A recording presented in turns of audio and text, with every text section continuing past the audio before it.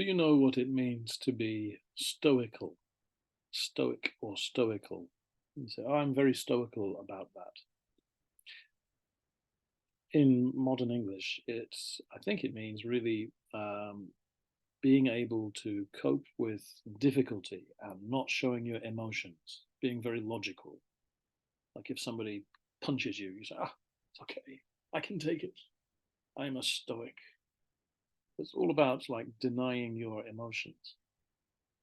That doesn't sound very attractive, but actually it comes from an ancient Greek and Roman tradition, and they were called this. They were philosophers who were called Stoics, and the Stoics um, they were called Stoics because I think Stoic means porch. Porch is the like the open area in front of a house, sometimes with a little roof, and you can sit down on a chair. They were called Stoics because they would meet on the porch and chat about what is the meaning of life. Now, these people were talking like, I think the earliest was like 2000, oh no, 3000 years ago. So between 3000 and 2000 years ago, there was a philosophical movement called the Stoics. Okay, why is that important today?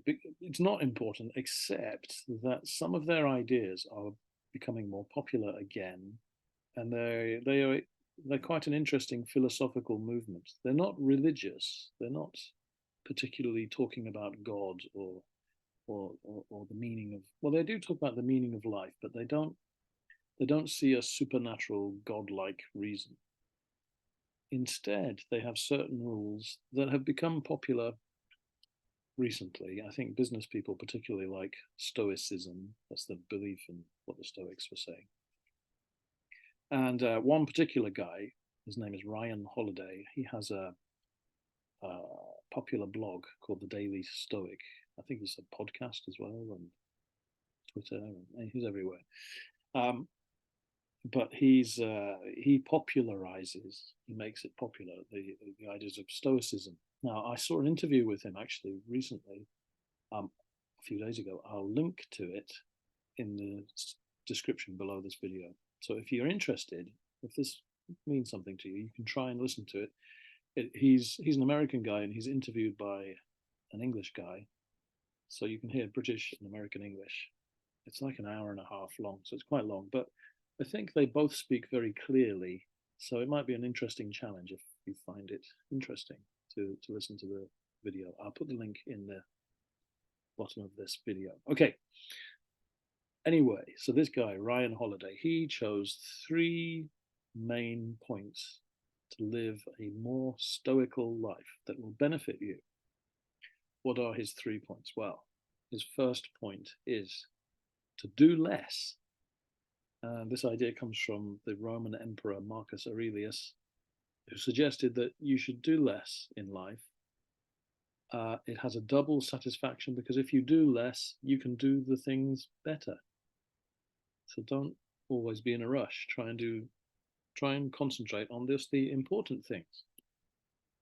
Good advice, right?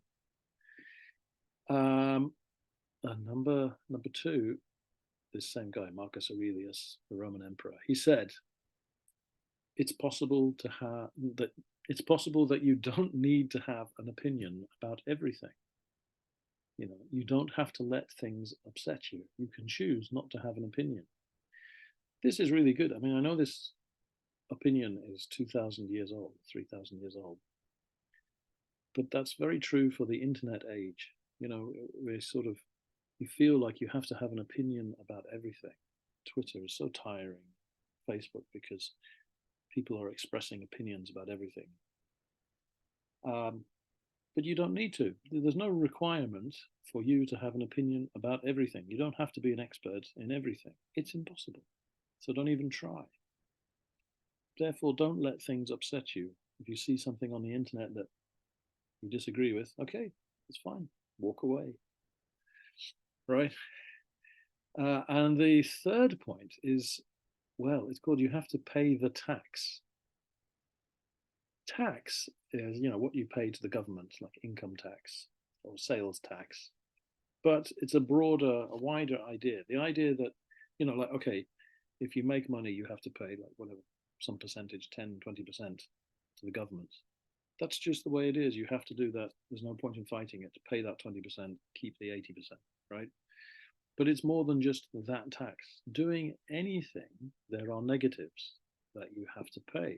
So, for example, if you want to, well, for me, I run an English school. Well, I can't just keep all the money to myself. I have to pay for the school. I have to pay for the computer that I'm using this for, the air conditioner that's on. You know, you can't keep everything. There's always a tax to pay. There's always something to pay. So just accept it and pay it. Stop complaining. You know, everything has a kind of tax. Going to a great restaurant, right? Let's say that you go to a really delicious ramen restaurant. Well, there's usually a queue, a line of people outside, and you have to wait for 20 minutes, 30 minutes to get a seat. Well, that's the tax on being a really delicious ramen restaurant, right? In other words, even good things require extra payment of time or money from you. And you can choose to complain about it and, oh, it's not fair, it's not fair, or just accept it and say, oh, well, that's life. Therefore, don't be stressed. Okay, so those are the 3 points. Try and do less. You don't have to have an opinion about everything, and accept that sometimes you have to pay a little extra for the benefits in life. Wow, there we go. Okay, I've got 3 questions if you want to consider. What kind of tax do you pay? Do you pay willingly, happily?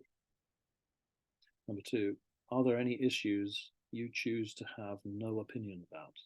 Are there some things that you think, I don't know anything about that, I don't care?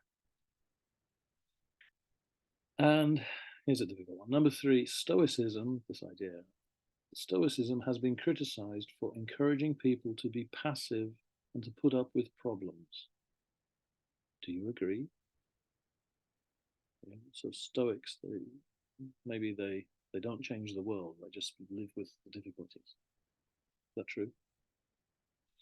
And just to remind you, if you find this interesting, I'll put a link in the description to the interview I saw on YouTube with Ryan Holiday. So have a look there. It's good practice for you. Okay, thank you very much. See you next time. Bye bye. I press stop. Okay.